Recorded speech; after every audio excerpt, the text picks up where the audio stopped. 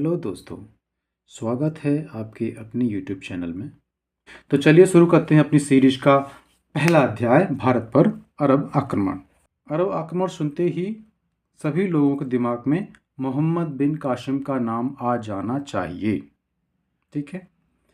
अभी अरब आक्रमण क्यों कहते हैं? क्योंकि ये अरब कंट्रीज से था। अरब कंट्रीज कौन सी? जहाँ अरबी भाषा बोली जाती है।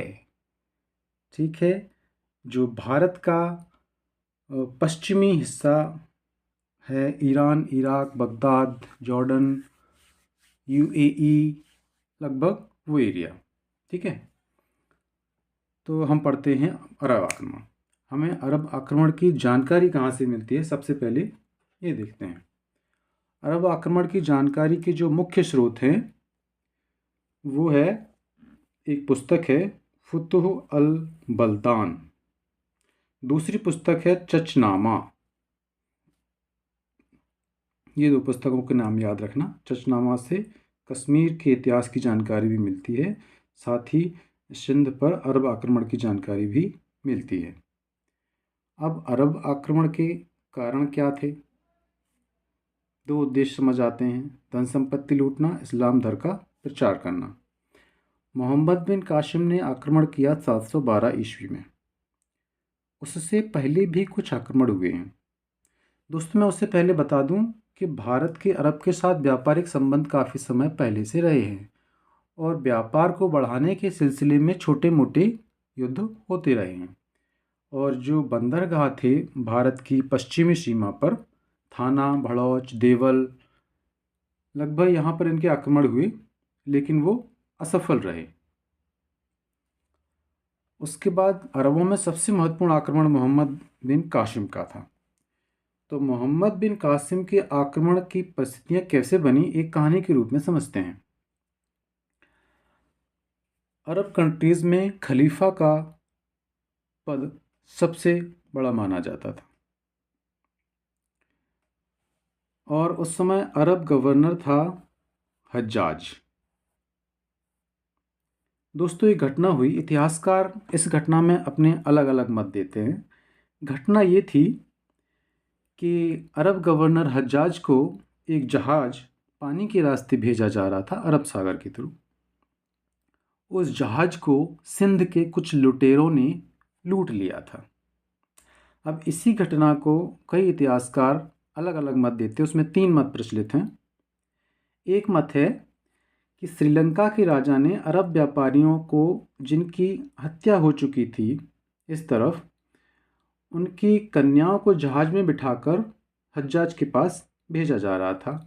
तो सिंध के समुद्री डाकुओं ने उस जहाज़ को लूट लिया। दूसरा मत ये था कि श्रीलंका के राजा ने इस्लाम कबूल कर लिया था और उसके इनाम के रूप में हज्जाज को बहुत सारे उपहार भरकर जहाज़ में भेजे जा रहे थे। उस जहाज़ को समुद्री डाकुओं ने लूट लिया। तीसरा मत ये है कि अरब गवर्नर हज्जाज ने कुछ सुंदरियों को और कुछ वस्तुओं को लेने के लिए कुछ व्यापारिक एजेंटों को जहाज़ में भेजा था। उस जहाज़ को लूट लिया गया। हम विवाद में नहीं पड़ते। एक बात होता है कि तीनों ही स्थितियों में एक जहाज़ को लूटा गया जो अरब कंट्रीज़ में, यानी अरब गवर्नर हज्जाज के यहाँ जा रहा था। तो इस बात से हज्जाज को कुपित होना तो स्वाभाविक ही था। वो इस बात से बहुत नाराज़ हुआ। उसने क्या किया? उस समय के तत्कालीन सिंध प्रांत के शासक राजा दाहिर को एक खत लिखा। राजा दाहिर को खत लिखा कि हमारा जहाज़ लूट लिया गया है, आप उन लुटेरों को सज़ा दीजिए। इस पर राजा दाहिर ने पत्र का जवाब भेजा कि ये लुटेरे चूंकि हमारी प्रजा नहीं है, इसलिए हम इनको दंड नहीं दे सकते। बस फिर क्या था? हज्जाज क्रोधित हुआ। उसने तुरंत अपने भतीजे और दामाद को, मोहम्मद बिन कासिम को आक्रमण के लिए भेजा। चलिए, अब आगे कहानी करने से पहले हम थोड़ा सा मैप के थ्रू समझते हैं। ये जो लाइन है ये भारत का मैप है। लगभग सभी को थोड़ा थोड़ा मैप बनाना सीख लेना चाहिए, मुख्य परीक्षा में काम में आता है। सिंध राज्य था, उसकी जी उत्तरी सीमा कश्मीर थी, दक्षिणी सीमा ये समुद्र था अपना। पूर्वी सीमा कन्नौज, पश्चिमी सीमा मकरान। इसके बीच में जो प्रांत था, ये सिंध प्रांत था। इसकी राजधानी थी अरोर और राजा था दाहिर। इधर से आक्रमण किया मोहम्मद बिन कासिम ने। ठीक है, ये जो इसने जो आक्रमण किया जिन जगहों पर, उनके नाम मैं मैप में बताना चाहूँगा। देवल, निरुन, सहबान, सीसम। यहाँ से आक्रमण करके बाद वो वापस लौटा। एक रावर स्थान पड़ता है, यहाँ पर युद्ध हुआ था कासिम और दाहिर के बीच में। उसके बाद ब्राह्मणा पर भी अधिकार हुआ, अरोर पर भी अधिकार हुआ। तो ये मैप में जगह को देख लें ज़रा और दिमाग में रखें मैप को, तो ये आगे की कहानी समझने में बहुत ही आसानी हो जाएगी। दोस्तों, कोशिश करना इतिहास में भी घटनाओं को मैप के थ्रू समझें। होगा क्या, एक चित्र बनेगा दिमाग में, और फिर जो कहानी चलेगी ना, वो जो मैं कह रहा था ना कि वेब सीरीज़ और मूवी की तरह की जब कहानी दिमाग में चलेगी तो फिर इतिहास। तो ये तीनों कंसेप्ट जो लिखे हुए थे कि आक्रमण क्यों किया। अरब जहाज को सिंधी डाकुओं ने लूट लिया। हज्जाज अत्यंत क्रोधित हुआ, उसे आक्रमण का बहाना मिल गया। अपराधियों को दंडित करने के लिए सिंध के राजा दाहिर को पत्र भेजा। दाहिर ने जवाब लिखा कि लुटेरे मेरी प्रजा नहीं हैं, अतः मैं दंड देने में असमर्थ हूं। इस बात से हज्जाज बहुत क्रोधित हुआ। हज्जाज ने दाहिर पर आक्रमण करने के लिए खलीफा वाजिद से आज्ञा ली। खलीफा वाहिद का नाम याद रखना। अरब कंट्रीज में खलीफा का पद सबसे महत्वपूर्ण होता है। तो खलीफा वाहिद से आज्ञा प्राप्त कर एक सैनिक था उबैदुल्लाह, इसके नेतृत्व में सेना भेजी, लेकिन ये हार कर वापस आ गया। दूसरी बार बुदैल के नेतृत्व में फिर से सेना भेजी, ये भी पराजित हुआ। उसके बाद अल हज्जाज ने अपने चचेरे भाई, कुछ पुस्तकों में भतीजा भी लिखा है, तो दिमाग में डाल के चलना ये चीज़, और दामाद इमाउद्दीन मोहम्मद बिन कासिम, जिसकी उम्र उस समय 17 वर्ष थी जब इसे भारत के विरुद्ध भेजा गया था, सिंध पर आक्रमण के लिए भेजा। दोस्तों, सिंध की उस समय की स्थिति क्या थी? कोई भी घटना क्यों घटित होती है, उसके पीछे के कारण को जानना बहुत जरूरी है। सिंध की उस समय स्थिति क्या थी? जब उसका आक्रमण हुआ उस समय राजा दाहिर का शासन था, लेकिन उससे पहले क्या था, लगभग 140 साल पहले तक एक शूद्रों का शासन था, और शूद्रों का अंतिम शासक था सहसी। उसका एक मंत्री था, ब्राह्मण मंत्री था चच ने क्या किया, जब इसका पतन हुआ शूद्र शासक का, सहसी का, तो चच ने शासन हथिया लिया। चच ने सहसी की विधवा पत्नी से विवाह भी किया। उसी के दो पुत्र हुए थे, दाहिर और दाहिर शाह। दाहिर शाह की मृत्यु हुई, दाहिर पूरे राज्य का राजा बन गया। हुआ क्या, वहाँ की जनता थी वो ज़्यादातर बौद्ध थी। ज़्यादातर जनता बौद्ध अनुयायी थी। दाहिर विलासी और अलोकप्रिय था, तो इसको कभी भी पूरे जनता का समर्थन प्राप्त नहीं हुआ। जनता का समर्थन प्राप्त नहीं हुआ तो जनता का सहयोग भी नहीं ले सका। जनता का सहयोग प्राप्त नहीं हुआ, विलासी प्रकृति का था, सैन्य गुण इसमें ज़्यादा थे नहीं। ठीक है, दाहिर और दाहिर शाह दो पुत्र थे। 140 वर्ष से शूद्रों का शासन था।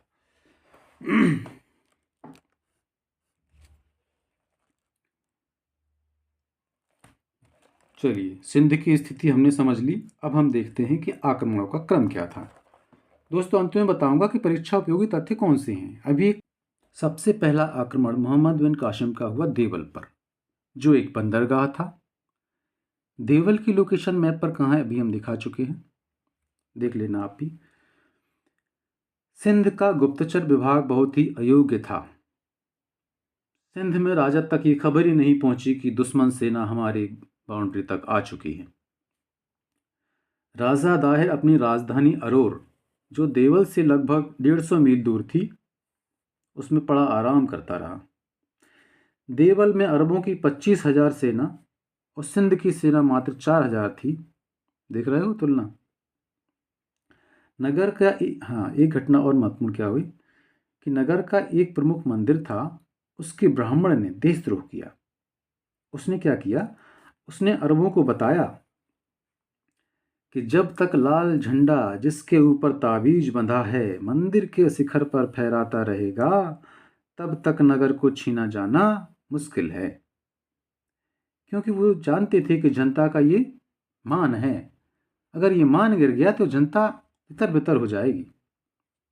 जनता से मतलब सेना, है ना। जनता ने तो सहयोग ही नहीं दिया। बस जैसे ही मोहम्मद बिन कासिम को यह पता चला, उसने अपने बालिस्तों को आदेश दिया कि झंडा गिरा दिया जाए। अब एक नया शब्द आया है, बालिस्तों। तो ये बालिस्त क्या था? बालिस्त दोस्तों एक मशीन थी जिससे पत्थर फेंके जाते थे, जो हमने बाहुबली में देखी थी, है ना। तो बालिस्तों का आदेश दिया तो मंदिर का झंडा गिरा दिया गया। जैसे ही झंडा गिरा, सैनिक हतोत्साहित होएगा, उनका मनोबल टूट गया। जैसे ही मनोबल टूटा, कासिम की सेना ने हाहाकार मचा दिया। देवल पर अरबों का अधिकार हो गया। दोस्तों 3 दिन तक कत्लेआम चला। 17 साल से अधिक आयु के पुरुष मार दिए गए, बच्चों और स्त्रियों को दास बना लिया गया, मंदिर नष्ट किए, मस्जिदें बनवा दी गई उनकी जगह, और अकूत धन संपत्ति लूटी। तो ये देवल पर उनका अधिकार हो गया, जो कि उस समय एक महत्वपूर्ण बंदरगाह था। देवल से जैसे ही उत्तर की ओर जाएंगे, एक जगह पड़ती है निरुन। निरुन पर उनका अधिकार हुआ। निरुन का जो भी प्रांताधिकारी था बिना लड़े ही भाग गया। निरुन पर आसानी से अधिकार हो गया। उसके बाद सहवान एक जगह पड़ती है उसके उत्तर में। दाहिर का चचेरा भाई बाजरा वहां शासन करता था, बिना युद्ध किए हुए भाग गया आसानी से। उसके और उत्तर में चले, एक जगह पड़ती है सीसम। जाटों ने अरब सेना का भयंकर युद्ध किया, कासिम को वहां से वापस लौटना पड़ा। जब सीसम से कासिम वापस लौट रहा था, अब उनको ध्यान आया राजा ताहिर को, ये तो बहुत उत्पात मचा रहा है, इसका कुछ करना चाहिए। वो अपनी राजधानी अलोर से चलकर आया राबोर पर। राबोर जगह मैप में अभी हमने देखी। इसको राबोर, कुछ पुस्तकों में राबर भी लिखा हुआ मिलता है। वहां पर अपनी सेना लेकर खड़ा हो गया। कासिम सीसम से लौट रहा था। राबोर में युद्ध हुआ 20 जून 712 ईस्वी को। राबोर तक आने से पहले की भी स्थिति क्या थी कि अरब सेना में नावों की कमी थी, घोड़ों में एक बीमारी फैल गई थी। तो सेना कई महीनों तक सिंध नदी के पश्चिमी किनारे पर पड़ी रही। लेकिन उस समय उसने, राजा दाहिर ने, कोई ध्यान नहीं दिया कि हम तैयारी करके यहीं पर इसको चढ़ाई कर दें। देखना, ये गलतियां समझना। जब कारण पूछे जाते हैं ना कि सिंध की या दाहिर की हार के क्या कारण थे, तो उनमें ये सब चीज़ें लिखना। दोस्तों ये चीज़ें अलग से याद करने की ज़रूरत नहीं पड़ती। जब हम किसी घटना को क्रम में अच्छे से समझते जाते हैं ना, सारी चीज़ें दिमाग में अपने आप क्लियर हो जाती हैं। तो उस समय दाहिर आगे नहीं बढ़ा। जब कासिम को सहायता मिल गई अरब से पूरी तैयारी के साथ, तब वो आगे बढ़ा। अब दाहिर ने क्या किया, फिर तत्काल तत्काल में सेना भर्ती की। मतलब सैनिक भी पूरी तरह से तैयार नहीं थे, वेल ट्रेंड नहीं थे। राबर में कासिम की सेना से युद्ध किया, लेकिन तीर लगने से दाहिर की मृत्यु हो गई। यानी कोई विशेष उपलब्धि हासिल नहीं कर सके। दाहिर की पत्नी रानी बाई ने युद्ध जारी रखा और जौहर किया। भारतीय इतिहास में जौहर की पहली घटना।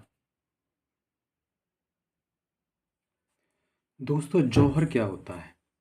जब कोई छत्राणी को ऐसा लगता है कि उसकी आबरू संकट में है और किसी अन्य पुरुष के से बचने के लिए स्वयं को आग में समर्पित कर देती हैं, वो घटना जौहर कहलाती है। दोस्तों, भारतीय इतिहास में ऐसे कई उदाहरण आपको देखने को मिलेंगे जब कोई रानी, कोई छत्राणी स्वयं को आग के हवाले कर देती है अपनी आबरू की रक्षा के लिए। कासिम का अगला आक्रमण हुआ ब्राह्मणावाद पर। ब्राह्मणावाद पर दाहिर के पुत्र जयसिंह का शासन था। जयसिंह ने कासिम की सेना का सामना किया और पराजित हुआ, तो ब्राह्मणावाद पर भी अरबों का अधिकार हो गया। जयसिंह ने इस्लाम कबूल कर लिया। उसके बाद सिंध प्रांत की राजधानी आलोर पर भी कासिम की विजय हुई। सिंध के उत्तर पश्चिम में एक मुल्तान प्रांत भी था। 713 में मुल्तान पर भी कासिम ने कब्जा कर लिया। इस पर आक्रमण की भी एक कहानी है कि जब कासिम ने मुल्तान का घेरा डाल रखा था, किसी देशद्रोही ने बताया कि यहाँ की जल आपूर्ति रोक दी जाए, जो कि आसान काम है, तो वहाँ पर विजय आसानी से पाई जा सकती है। और ये जानकारी मिलते ही कासिम ने मुल्तान की जल आपूर्ति रोक दी और मुल्तान ने आत्मसमर्पण कर दिया। दिख रहे हो दोस्तों, हर घटना के पीछे कोई ना कोई कारण होता है। उस कारण से रिलेट करते हुए हम घटनाओं को समझें। हमें कुछ भी नहीं रटना पड़ेगा, बस कहानी को समझना है। इमेजिन करें कि हाँ, एक नदी जा रही थी जो मुल्तान से होते गुजरती थी। उस नदी की ये जलधारा मोड़ दी या अवरोध उत्पन्न कर दिया, मुल्तान ने सरेंडर कर दिया। चलो, सिंध प्रांत में इतना उत्पात मचाने के बाद फाइनली कासिम का अंत क्या हुआ? बहुत ही दर्दनाक हुआ। क्या अरब में स्थितियां बदल गईं। अरब में खलीफा वाहिद के स्थान पर सुलेमान खलीफा बने, जो हज्जाज का विरोधी था। और हज्जाज का विरोधी था तो हज्जाज जो गतिविधियां कर रहा था उनको उसने रोक दिया और इसी क्रम में कासिम को वापस बुला लिया। वापस बुलाकर मेसोपोटामिया भेज दिया बंदी बनाकर, और यातना देकर वहां मार डाला गया। कब मारा? कुछ इतिहासकार 715 मानते हैं, कुछ 716, तो आप दोनों ही ध्यान रखना। ऐसे विवादास्पद चीज़ें एग्जाम में ज़्यादातर पूछते भी नहीं हैं। दोस्तों, कुछ पुस्तकों में यहाँ एक कहानी मिलती है जिसको किंवदंती ही कहते हैं। सच है या झूठ नहीं पता, बट ये कहानी प्रचलित है तो मैं बता देना आवश्यक समझता हूँ। कहानी ये है कि जब राजा दाहिर की मृत्यु हुई तीर लगने से, उसकी एक रानी बाई ने जौहर कर लिया। एक दूसरी रानी थी रानी लाड़ो। उसकी दो पुत्रियां थीं, सूर्य देवी और परमल देवी। दोस्तों, कासिम ने सूर्य देवी और परमल देवी को खलीफा वाहिद की सेवा में अरब भेज दिया। जब ये दोनों राजकुमारियां वाहिद के सामने पेश हुईं तो इन्होंने एक कहानी दिमाग में गढ़ ली कि हमें कासिम से बदला लेना है तो हमें कोई युक्ति अपनानी चाहिए। उन्होंने वाहिद से कहा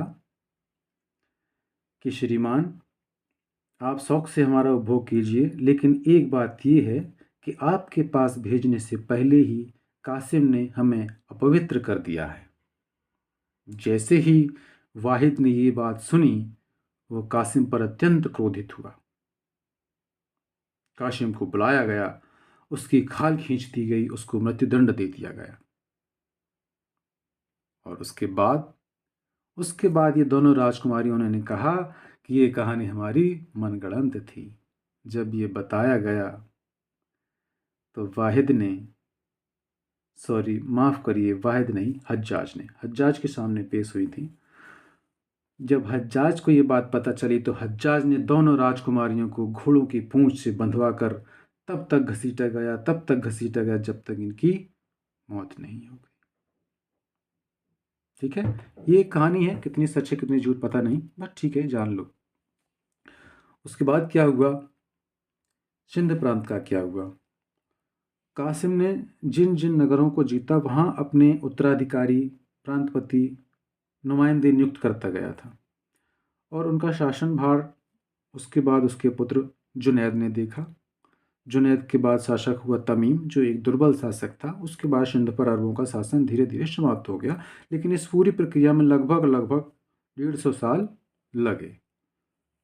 तब तक सिंध और मुल्तान पर इन्हीं का शासन रहा, उसके बाद धीमा हो गया। तो दोस्तों 712-13 में इस आक्रमण के बाद लगभग 300 साल मान लो लगभग तक भारत पर कोई आक्रमण नहीं। उसके बाद हम पढ़ेंगे महमूद गजनवी का आक्रमण। ठीक है, तो कहानी को जोड़ते जाएंगे, 300 साल बाद महमूद गजनवी का आक्रमण पढ़ेंगे। अच्छा, कुछ और जानकारी हम ले लेते हैं। अरबों के आक्रमण से क्या प्रभाव हुए। एक तो अरबों के आक्रमण से भारत में इस्लाम का प्रवेश हुआ। भारत की कुछ संस्कृति के प्रतीकों को वो अपने साथ ले गए, जैसे ब्रह्मगुप्त के ग्रंथ हैं 2, ब्रह्म सिद्धांत और खंड खाद्य। इनका इन्होंने अरबी में अनुवाद कराया और अपने साथ ले गए। पंचतंत्र का अरबी में अनुवाद कराया। अरबी में अनुवाद ये कलीला वादिमना के नाम से उपलब्ध है। अरबों ने भारतीयों को क्या सिखाया, ऊंट पालन, खजूर की खेती, दिरहम नाम के सिक्के का सिंध में प्रचलन करवाया। और एक और सबसे महत्वपूर्ण बात, कासिम ने सिंध में पहली बार जजिया कर लगाया। तो दोस्तों भारत पर अरबों के आक्रमण को हम लगभग पढ़ चुके हैं। अब हम जानेंगे कि प्रतियोगी परीक्षाओं में प्रश्न किस प्रकार पूछे जाते हैं। इस पूरे चैप्टर को एक कहानी के रूप में याद रखिए, प्रश्न इन्हीं में से बनेंगे, आप तुरंत वहाँ से पिक करके क्वेश्चन का जवाब दे सकते हैं। जैसे एग्जाम्पल के तौर पर मैं कुछ प्रश्न बताता हूँ कि कैसे बनते हैं। मोहम्मद बिन कासिम का भारत में पहला आक्रमण, देवल का याद रखिए। सिंध पर आक्रमण दायर के समय हुआ, ये तो लगभग सभी जानते हैं। उसके बाद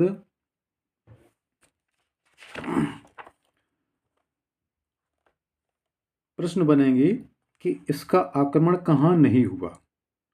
ये जो जगह आपने अपन ने पढ़ी हैं, देवल, निरुन, सहवान, शीशम, ये याद रखिएगा। प्रश्न आएगा कि निम्नलिखित में से किस स्थान पर कासिम ने आक्रमण नहीं किया, सहवान, निरुन, देवल, और चौथा ऑप्शन रहेगा इनसे अलग, जैसे कुछ भी पेशावर, लाहौर इत्यादि।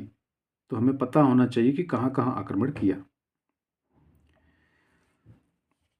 अरब आक्रमण की जानकारी कहाँ से मिलती है, उनमें से ऑप्शन आएगा चचनामा, किताबुल बलदान, ये याद रखिएगा। ब्रह्म सिद्धांत खंड खाद्य का अरबी अनुवाद किसने कराया, ये आएगा। पंचतंत्र का अरबी अनुवाद। ऐसे छोटे छोटे क्वेश्चन आते हैं जो हमें तभी याद रहेंगे जब हम सिंध की राजधानी कहाँ थी, हालोर। तो दोस्तों मुझे लगता है कि ये टॉपिक आज का अपना पूरा हुआ, और इससे बाहर शायद ही कुछ हो। इतिहास में तथ्यों की भरमार होती है दोस्तों, तो मैंने कोशिश की है कि एग्ज़ाम की दृष्टि से कोई छूटे ना और अनावश्यक इसमें आए ना, उसको कहानी के रूप में पिरोने की कोशिश की है। आप वीडियो को एक से अधिक बार देखिएगा, और ये जो नोट्स मैंने तैयार किए हैं, कई पुस्तकों का सहारा लिया है, और मैंने खुद भी काफ़ी समय तक प्रतियोगिता परीक्षाओं की तैयारी की है, और मैं उससे ज़्यादा कुछ नहीं बताऊंगा अभी। तो ये नोट्स भी मैं लिंक में नीचे डाल दूंगा, आप वहाँ से इसको देख सकते हैं। ठीक है, तो आपका बहुत बहुत धन्यवाद वीडियो देखने के लिए। पसंद आए तो लाइक करें और वीडियो को सब्सक्राइब भी करें, और हमारे अगले वीडियो को ज़रूर देखें। धन्यवाद।